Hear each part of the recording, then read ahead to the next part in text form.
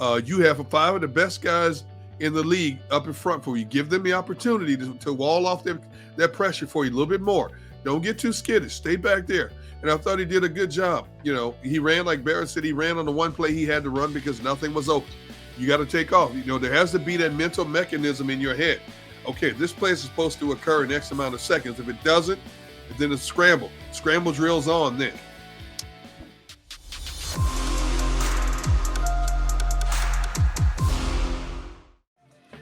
What's up? Welcome back, everybody. Sports Take. Tell a friend and let's smash that like button. Let's get it going strong on this Monday. Barrett Brooks, Derek Gunn, Rob Ellis hanging with you. All right, guys. So let's dive into this thing. As far as first preseason and preseason in general, but as far as first preseason games go, it's rare you come away with anything, frankly. But there were some takeaways from this game. And let's start with the first team offense because Jalen Hurts and the first team offense go right down the field. Hurts ends up going 6 for 6, 80 yards, touchdown, a 158.3 passer rating. Guys, he hit 1, 2, 3, 4 different receivers, Goddard, Sanders, Quez Watkins, and Jack Stoll, not even A.J. Brown, but he hits those 4 guys along the way. We just discussed the cheap shot that occurred as well. But they go in for the touchdown. It ends on the Dallas Goedert kind of diving backwards into the end zone for the touchdown. So let's start with this. Other than, it looked good. They went right down and scored against the vanilla, Jets team. What are the takeaways from that first drive from the Eagles for you guys? Muted, Barrett. I'm gonna go with he ran the offense that was given to him. They wanted to make sure that they could see that he could pass the ball successfully, run the offense from a passing standpoint, and able to do it. When he did, get hit on that play, I felt as though he had to get out the pocket. It wasn't like he could sit there. Right. In all actuality, to tell you the truth, the reason why he had to get out of the pocket because of Sewell Pater was getting his ass kicked. Sewell Pater was getting beat. So that's why he forced him out of the pocket. Everybody's he shouldn't have ran. No, he had to run because the left guard got beat. Dickerson didn't start. It was Sewell Pater there. Yeah. And Dickerson's back practicing, by the way. He had a sore foot for people who don't know. But anyway. So he was able to get out the pocket, run, and help them out. So look, when I look at the rundown of what the plays Jalen Hurts was in, it started off a 6-yard pass to Stoll. Then he turned around the very next play. Lane jumps off sides. Comes back again. He's running. He gets forced out the pocket again, Sewell Pater. And he hits Quez Watkins on a great pass, even though he went right. Right. And it was a great pass, great catch. Wait for Quez to, get his feet in, slide his feet. Perfect way he did it. Then, like I said, the very next play, he gets hit by the kid. I'm pissed off about that. We'll talk Quincy about that Williams. later. Yeah, Quincy Williams. Yep. But then he hits, Sanders, and that was great because we, on a little inside screen play, and we hadn't ran screens. We didn't know how to run screens last year. They run a screen play to Sanders for 8 yards, running the offense. Then he scrambles for a 12-yard touchdown, gets nullified holding, which is a bogus call. Yep. He just finished the play. Malata just finished the play. But then he turns around. The play they run, they use A.J. Brown as a decoy, run him up the seam. And then, you see Dallas Goedert come right in behind him, sits down, makes himself available to Jalen Hurts. He hits him and then fights and jumps over a guy to get in. To me, that was masterful. I'm glad they did it, man. They did exactly what they need to do. They need to run. They passed the ball, get him in and get him out. In fact, I was surprised that they didn't take him out for the rest of the game after that unnecessary roughness penalty. Yeah, I guess because he bounced back so quickly, and I felt like they and he had such momentum going that they wanted to just kind of finish that thing off and see where it went. Thank God he wasn't hurt, number one, because that was serious, like whiplash action with that cheap shot. But anyway, Gunnar, what do you? Yeah, the way Quincy Williams hit him, when you look at the slow-mo replay, you can see he led with a helmet, caught him right by the jaw. I thought it was concussion, to be honest. I'm thinking, oh my goodness, are we going to start this with this already. I thought the offensive line did a very good job of protecting him to let him stand back there and survey the situation. I love the efficiency of it. As we talked about it in the pre-show meeting, I was a little surprised they didn't come out and just run the football a little bit, just to get that rhythm of the run game. I wanted to see that offensive line just fire out and just open up holes. But, as we continue to discuss it, I see what Sirianni's doing. He's got to get Jalen Hurts up to speed in terms of being a pocket passer, a more confident passer, of waiting just a little bit longer for that receiver to free himself. You have 5 of the best guys in the league up in front for you. Give them the opportunity to wall off that pressure for you a little bit more. Don't get too skittish. Stay back there. And I thought he did a good job. He ran, like Barrett said, he ran on the one play he had to run because nothing was open. You got to take off. There has to be that mental mechanism in your head. Okay, this play is supposed to occur in X amount of seconds. If it doesn't, then it's scramble. Scramble drills on then. And I know a lot of people don't want to see him running, but let's face it, that's a part of his assets. Look at how many first downs he picked up in the regular season last year by being able to scramble. Sometimes too soon, but he got significant yards on it. Now the maturation process continues. Okay, we know you can run the football. Now we want you to be a better passer. And I think if he plays again the next game, I think we're going to see more of that. Him throwing the football more so than them running the football because, let's face it, that's what you're going to have to do. You brought in these weapons. You didn't bring in $100 million receiver to be a blocker. But I will say this. After watching how AJ didn't get a lot in this game, I'm going to change my views on AJ a little bit and say I think teams are going to make a concerted effort to take him out of games. I think his numbers might suffer a little bit, which will free up other people to do a lot of damage. But I think teams are going to make a concerted effort to take AJ out of games. And it might be frustrating to him because all pass catchers want the ball. But I think in the bigger scheme of things, it might be overall betterment for the offense. Yeah, I think he's priority 1 for other teams. Yeah. Well, didn't I say that to you guys? I told you guys before that, and I don't know if you guys remember, but I know I said it. I said a couple times. I said that we have 2 number 1s. Right. But I believe Smitty is going to be the one that's going to get the most, especially early in the season, because teams are going to see A.J. Brown as the weapon. Yep. But we know on the backside or even on the front side with him, Smitty runs such good routes that he's going to be open a lot of the time simply because his route running, he's going to be going against the number 2 DB. Right. Yep. Right. So he's going to get open. He's going to be open, and he's going to and Jalen Hurts, all he's got to do, just get it to him, put it on his body because he's going to be open just the nature of how he runs routes, which is going to make him the number 1 eventually because the team's going to say, all right, we're going to make sure that, Mr. Brown doesn't become who we think he can be. I agree with you, Barrett. And he's such a precision route. He's a technician, man, Devontae Smith. So he will get himself open. As I look at their schedule, there's only 3 teams on their schedule to me where it's going to be an interesting matchup with Devontae against so-called number 2s, number 2 cornerbacks. Because Green Bay has 2 number 1s playing corner. New Orleans has 2 number 1s playing corners, and Minnesota has 2 very good corners as well. Those are the only 3 teams that, as I look at this schedule, that Devontae is going to have to work.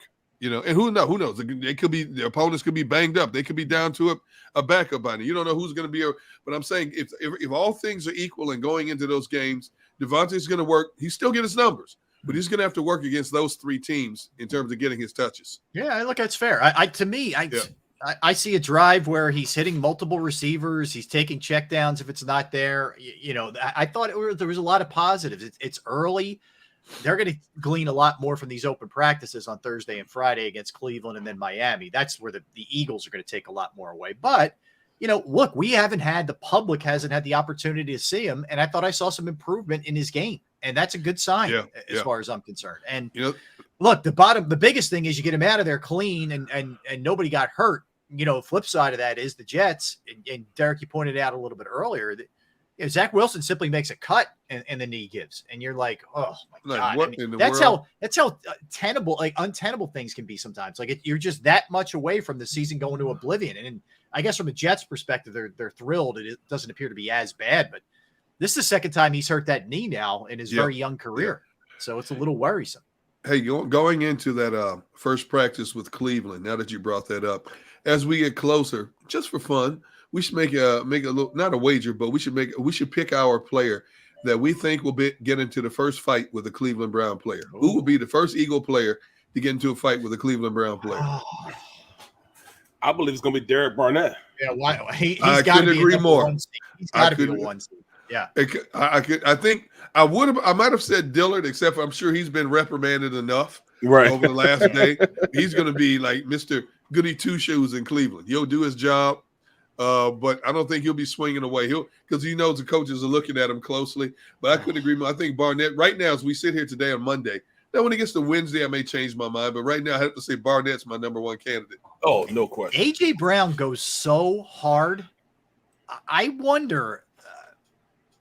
Something might happen there. I mean, he didn't take a play off in practice.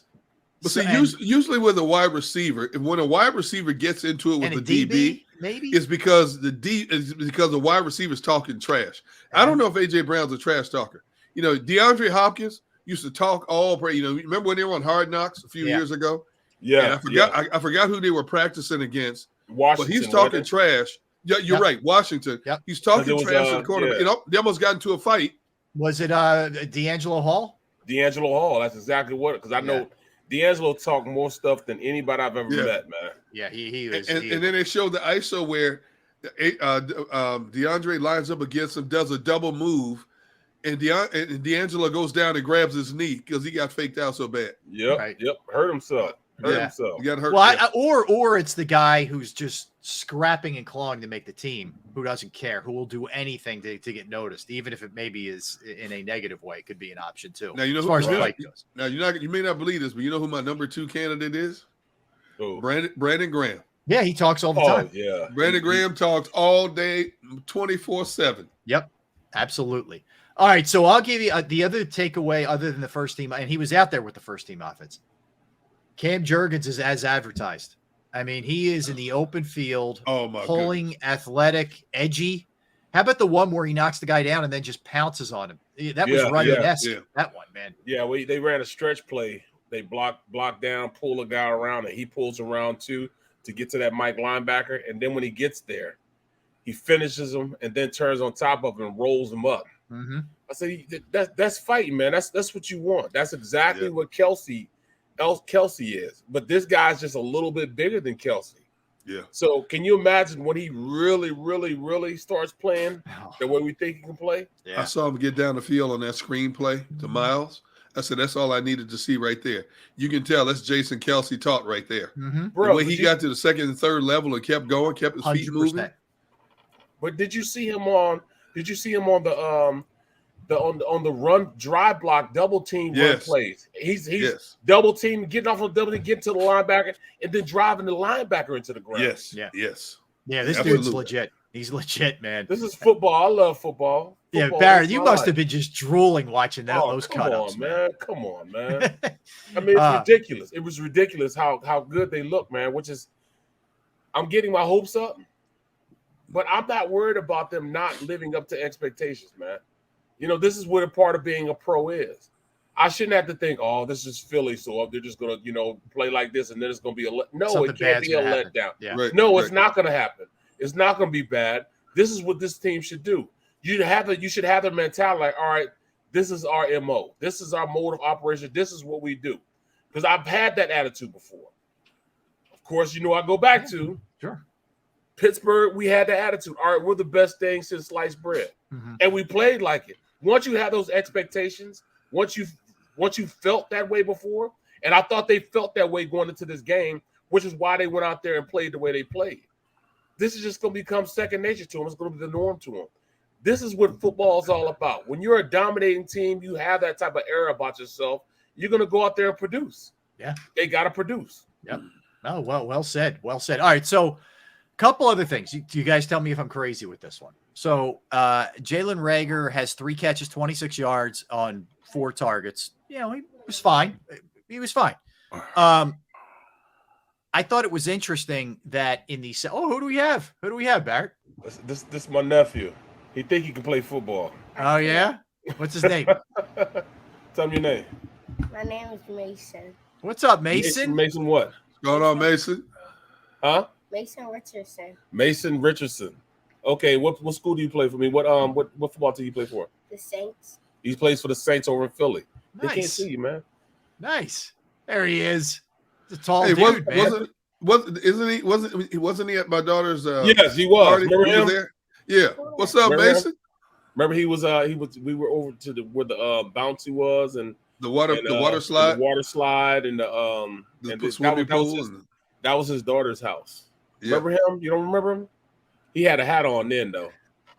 Hey, I was working 2 grills at the same time, 75 burgers. Yeah. Man, I was smoking that day. Good I seeing see. you, Mason. Mason, my man. So I was saying, so Rager does his thing early, and then he's in the no pads, just jersey second half club with AJ Brown and the rest of the crew. And I'm saying to myself, my man's made the team. He's not out here proving anything in the third quarter. My man is on this team, despite what D Gunn has been repeatedly saying. He will be an Eagle come week 1. No, I'm not saying that all the way because there's a couple guys that didn't have their jersey on. They shouldn't have had their jerseys off. You know what I'm saying? I'm looking like, bro, what are you taking your pass? I don't like that, by the way. Me I want neither. Rager playing in the third quarter. What are we doing here? What has he earned to be over there on the sideline laughing and hanging out with those guys? And that's what I'm saying. Like, you got guys out there, chilling like they just made the squad, like they just all let. I'm like, bro, what you doing? What you taking your stuff off for? I mean, like, you just balling like that? I'm like, come on, man. I mean that's on Nick. I don't like it. That. Me neither, man. Me neither. I mean, I'm looking at players like, let me see. Let me look through the roster and see, for instance, like, I'll give you the guys who should be doing that. AJ Brown, Dallas Goedert, Miles Sanders, whatever, Jalen, those guys, not Jalen Rager. Give me, the Jalen I meant is Hurts. Jalen Rager should still be in his pads and out there playing. Absolutely. I'm not blaming him. It's the coaches letting him do it. Yeah. How do you let a guy do that? I don't get it. I don't understand it, man. Keep your pads on just in case. So you guys really don't think that I think he's made the team. No, I don't think he's made the team. You think he's that? I think he's on that bubble. I think there's a tug of war. Is he? Isn't he? Should we? Shouldn't we? I don't think he's made this team yet, to be honest. I'm going to stand by my statement from back in May, Rob. We know I'm not giving up yet. All right, we know the first 4, right? We know that's a given, and by the first 4 we mean AJ Brown, AJ, Pascal, Watkins. Yep. And we saw Pascal had made it in a couple plays later in the game. Do they keep 5 or 6? Okay, 5 or 6. So here we go. I mean, like, I looked over and I saw Quez Watkins with his pads off. He hasn't earned the right yet to have his pads off. He should have his pads on out there. Quez Watkins is on this team. I know it really has nothing to do with being on the team. It's about showing the game a little bit more respect. And you haven't done enough. You played 1 year what you played. You know what I'm saying? And you have done, you haven't pissed a drop yet. You still got to go out there and prove you still belong in the NFL, man. I mean, he's going on his 3rd year. But Barrett, that's the old school mentality, bro. Respecting the game, man. This is a new era, man. These kids nowadays, and the thing is, the coach didn't say anything about it. Right. And you know what's going to happen? You're going to see it again in game number 2. You're going to see it again in game preseason game number 3. Well, that's the mindset now, dude. Let's go there for a minute. I don't think the starters play a lick in the 2 more preseason games. Well, we know Hurts ain't going to play another. Well, think about it. You got the open practices leading into both of those games, right? Right. And to Barrett's point, after what you saw with Hurts getting lit up on that sideline, I think they were all like, all right, let's put him back in bubble tape for these preseason games. We're definitely not letting him back on the field. He won't see the field, period. And you got Cleveland. I think Cleveland's a more physical defense than the Jets. Way more. No question about it. It's going to be some physicality out there, man. Both of these teams. Miami will be too. Yeah, so I mean, Miami too. Yes. Yeah. And it's going to be 2 days of that leading up. It's Thursday, Friday. This week's a Sunday game, which is weird, but it's Thursday, Friday, dual practice or open practice, whatever you want to call it. And then the following week is a Saturday night game. I guess, Barrett, you tell me they'll probably do Wednesday, Thursday, and then chill a little bit Friday, I would guess, for a Saturday game. Yep. Is probably the way they'll do it. Kind of So the same thing, but they're going to be in for a rude awakening if they go into this Detroit Lions game with a laissez-faire attitude, like we already won the game. I mean, it's they're going to get a rude awakening. That's why I'm glad they're going to go out there and scrimmage this Cleveland team and then go out there and play them, because physical brand of football is what you're going to get that first game from Detroit. Oh yeah, they're going to go out and want to fight you. It's funny because as much like you guys, I love football, any aspects of football, but my interest in Hard Knocks had waned. Like, I always tape it and I'll speed through it. Over the last 5-6 years, it has waned. Yeah, I agree with But after watching the first episode of Hard Knocks with Detroit, and the fact that they're playing Detroit that first game, and as I talked about last week, looking at that all-star coaching staff that has played at the highest level, many of them, has played in big games, and they're a fiery bunch led by a fiery head coach who's as honest with his players as the day is long. I'm watching this series more intently now because I'm looking for little things, and what triggered me making a statement was what Barrett just said. They're going to be in a fisticuff with Detroit that season opener. This ain't going to be no cakewalk. Yep. It's going to be because Aaron Glenn and Deuce Staley and Dan Campbell and all these guys are not going to let that team just go out there and go through the motions. So it's going to be a dogfight that first game. I agree. Do you remember? All I look at said, do you remember? That's right. Do you remember they put up over 220 yards on you? Do you remember that? Yeah. Do you remember the shellacking they gave? That was like a non-competitive embarrassment of the game for a team that at least stayed competitive last year most of the time. Detroit, that game was just a truck steamrolling through them, man. That's what that was. And in the worst kind of, like, the Eagles just shredded them on the ground. Like, oh my goodness, took them apart on the ground. And it was one of those games. All right, let me hit you with a couple other things from the offense. I thought Huntley, even though the numbers don't really stand out, 16 rushes, 48 yards, I thought he played pretty well, and I trust him more as a kick returner than I probably do anybody else. I see Barrett making a face already. I think he's a kick returner. I think he's teetering, but I think he's could help you if he's here. I think he's your kick returner. I do. He had one nice kickoff return, if memory serves me correct, and I love the way he hit the hole and accelerated. I think that problem is solved in turn. Who's your kick returner? We've discussed who's a kick returner, who's a punt returner. I think the punt returning situation is still wide open, but I think he is your kick returner, which means he makes this team as the fourth back. And Covey was quiet, and he sprained his fingers in the game too, which he's limited at practice now. He didn't really do much to distinguish himself in the game. Well, and that's again to Rager, and that's to the return game. Where do you stand with the Barrett? I think punt. Covey's he's still the guy, but you know what? I really do. I really do see what you're saying with Jason Huntley. I like him. He just didn't show me anything. He didn't show me anything in his running back duties. He's in the most unfavorable vantage point because he's got to make it. He's got to make it as a kickoff returner. But if he'd have showed me a little bit more as far as running a rock, he could have cemented himself on a roster on his team, almost make him so he's untouchable. Yeah. And he didn't do that. I thought he missed holes. I thought he didn't run. He didn't use vision and hitting the hole. He left a lot of hidden yardage out there. If he'd have cut back sometime or stay front side sometimes on the runs, he didn't do enough from the running back position. He has to do it just like Covey has to become a better player in the passing game. He's got to do what it takes, man.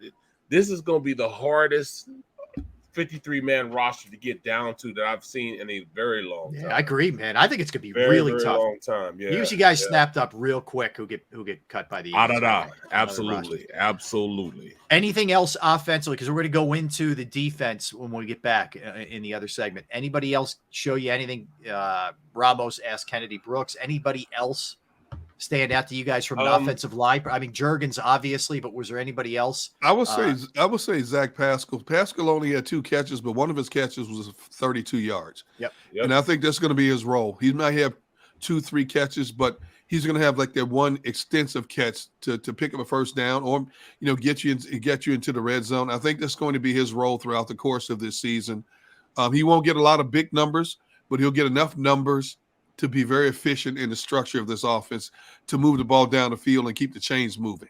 Yeah, I think he's going to be that guy too. And he knows that's his role. He knows he's going to a team with A.J. Brown and Devontae Smith, that you're not going to get a ton of touches. That's kind of what his role was in Indianapolis. But he's a guy who knows the offense like the back of his hand and can help these young dudes get acclimated to it too. So that's a really good move, underrated move by the Eagles. Yeah, that was a very underrated move. Reed Senate, what? Oh. He's done what? I'll tell you here, Barrett. Let me tell you something interesting. Okay, so I listened to a ton of the game on the radio. Okay, and Mike Quick is a very fair guy. We all agree, right? And would like to see the Eagles do well. My man wasn't pulling punches with Reed Sinnett. Like he was giving it to him. Right. You know, like that's a play that has to be made. That's not even close. Like he looked, and did Nick Sirianni say he was nervous? Like, did we hear that too? Yes. Reed said it. He might have thrown himself out of even making it to that the 75-man roster. How about Carson Strong can't even get on the field? Hey. What's going on there? I was just going to say, if there was a disappointment, was the fact that I wanted to see a little bit of this Carson Strong. Yeah. But then I listened to Sirianni after the game, and of course Sunday when he talked about how it was just a coach's decision. So is that telling me he's not ready? He's not ready to play in a preseason game. Exactly. I mean, well, no, I'm not saying Sirianni said he wasn't ready. Sirianni basically just it was a coach's decision not to play. I know. I'm what I mean? sort of taking the leap, but all right, I guess. Well, and also, looking at, I knew that Garner Minshew was a gamer. He's one of those guys. He may have the most terrible practice in the world. I mean, just doesn't look like he plays football at all during the week. But then he gets in the game. He's a gamer. He makes things happen. Some guys are like that. And I think he's one of those guys. He's a test taker, not a test prepper. I agree with you. He's got really good pocket mobility. He keeps plays alive in the pocket. I'm not telling you he's some great scrambler, but he has the ability to avoid a mess and still make a play, which you like. He's a really good backup. They have a quality backup there, and you feel good about that. Because, man, you watch around the league. I watched a lot of games on the end. I love that they just replay games all weekend. It's awesome. Right. But, man, you look at some of the second and third stringers. Whoa, man, you better hope your starter doesn't get hurt. Because defensively, our third and fourth team are oof. Yeah, it's a lot of oof. Yeah, there's a lot of that. All right, we come back defense. We're going to dive into not only what some of the youngins look like, but big free agent signing made a play too. So we'll dive into all those kind of things when we get back and update you on some of the things that went on with practice yesterday as well for the Eagles. Barrett Brooks, Derek Gunn, Rob Ellis. We're Sports Take at JAKIB Sports YouTube Network. Let's talk a little Pro Action Restoration. You say, what's Pro Action Restoration? Well, here's the deal. If you have a home, you have a business, you have a property, and you experience water damage or smoke damage or mold damage or even something else, they're the people you call that can come out and fix it and can clean it up and get your house or your property or your apartment or whatever straightened out. They're on call 24 hours, 7 days a week to assist. I've gone through it. I've used them. They're absolutely awesome, clean, professional, price is right. They've been doing this for a very long time, more than 2 decades. All right. And as I mentioned, they're licensed, bonded, fully insured, and just have been a staple in the community. Somebody needs help, out of state, in state, whatever. They are not afraid to go there and lend a hand. Whether it's water, fire, smoke damage, mold remediation, you name it, they can handle it. Give them a call, 610-623-3760. That's 610-623-3760, or online at proactionrestoration.com. That's proactionrestoration.com.